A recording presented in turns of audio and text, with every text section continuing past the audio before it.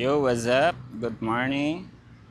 So, right now mga boss, katatapos ko lang na tumakbo. So, 6K lang tayo ngayon. So, ano lang tayo, chill run lang tayo. So, this video nga pala mga boss ay para sa mga computer store owner or para sa mga negosyante, no?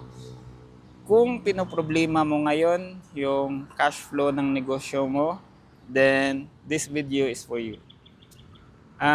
Bago ang lahat mga boss, no? Kung bago lang tayo nagkita mga boss, ako nga pala si Roger Silvido.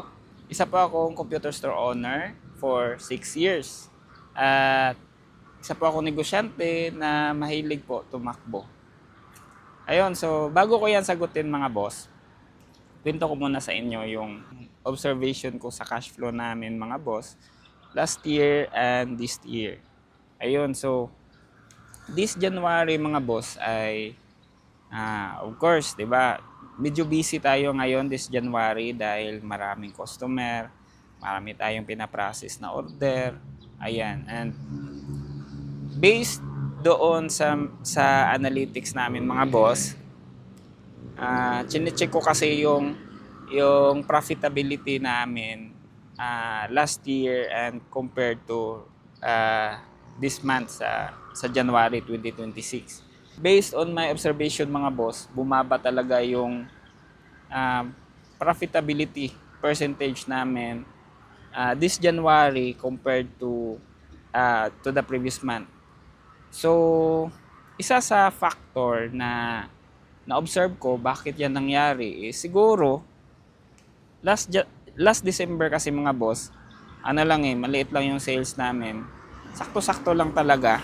So, na-observe ko kasi ngayon mga boss, this January is marami kaming mga bagong customer. And sure ako na isa yan sa malaking factor bakit bumaba yung profitability namin. Dahil po sa amin po mga boss, kapag meron kami mga bagong customer, isa yan sa SOP namin, sa negosyo namin na it's okay na magbigay kami ng affordable pricing para po na makuha namin yung customer. So, yan, magmi-meeting kami ng team ko sa sales team namin na bakit yan nangyari, ano ba yung pwede namin i-improve. Ayan, so yan yung isa sa nakitaan kong rason bakit bumaba yung profitability namin this January. Though, medyo okay yung sales namin this January, medyo okay yung pasok ng 2026. Maraming customer, okay yung sales, pero para sa akin kasi, aanhin mo yung malaking sales mo kung maliit yung profit. Diba? Importante pa rin sa akin na ma-monitor ko yung profitability ng negosyo namin dahil yun naman yung goal natin, 'di ba? So kaya based doon mga boss, based doon sa na-observe ko sa system namin, sa numbers namin, medyo na-stress ako. Worried ako sa mga ganung bagay mga boss dahil sinyalis kasi yan na problema yan, 'di ba?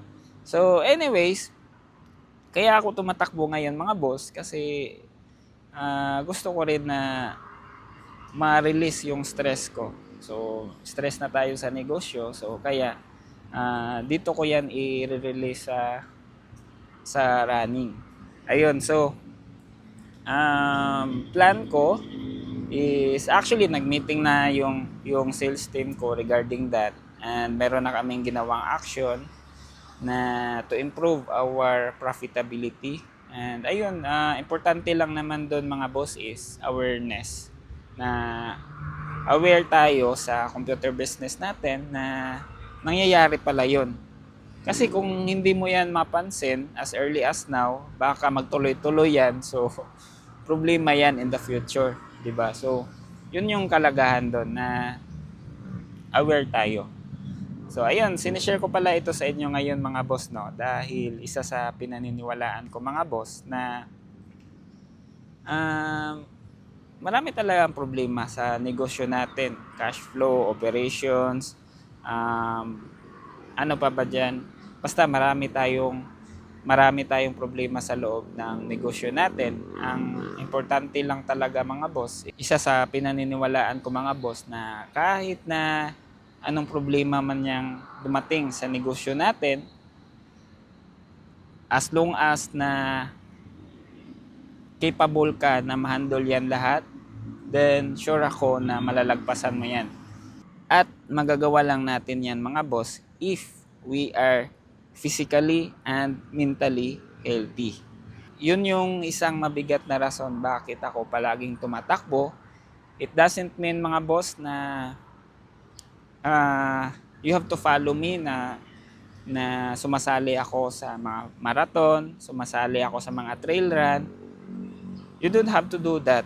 Yung gusto ko lang na i-impart sa inyo is to have a mindset na kailangan mo lang magpapawis at least 30 minutes every day. So kapag magawa mo yan every day, malaking bagay po yan sa health natin, and especially sa mental health natin, no? Ayan yung pinaka-importante. Ang kalaban kasi natin dito mga boss, alam natin na sa negosyo natin ay ang daming problema, 'di ba? Every day, ang dami talagang problema. Hindi na uubos yung problema sa negosyo natin. So, ang problema diyan, meron ka na ngang problema sa negosyo mo, tapos hindi pa kakayanin ng katawan mo. There are a lot of businesses that collapses because the owner cannot handle the stress. The more na mas malaki yung stress level na kaya mong i-handle, mas maganda yan para sa negosyo mo. Dahil doon kasi naka-base kung kaya mo bang i-level up yung negosyo mo. The more na nagle-level up yung negosyo mo kasi, mas lalaki lalo yung stress level. So kaya importante na pangalagaan natin yung katawan natin at kalusugan natin. So ayun na mga boss, no, sana meron kang nakuha sa video natin today.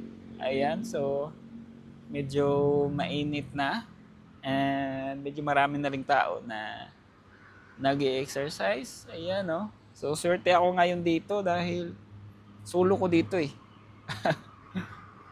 Pero kanina doon sa kabila, umiikot ako doon, maraming tao. So, ayun lang mga boss, no. Thank you so much for watching my video, and ayun, see you on my next vlog. Ciao, bye!